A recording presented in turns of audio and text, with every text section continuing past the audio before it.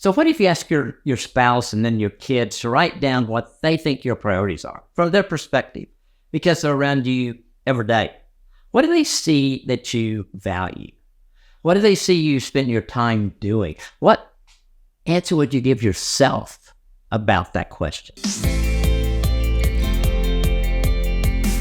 For me, I want Nancy and I want my family to be a priority that I highly value. But for me to do that, I've got to be very intentional to make that happen day after day. Because the culture that we live in values career. Companies reward those who give everything, right? There is a pressure to keep up with other people. Then most of us can do a pretty good job of rationalizing why we're spending more time on our career than we do with our family. Because that earns a pat on the back from our culture. In general, I know that there are times when career can take over.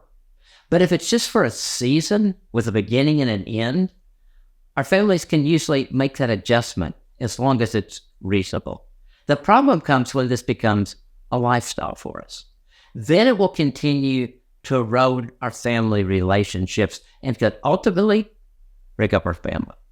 And none of us would ever want that. So how do we make sure that we don't fall into the career over family trap?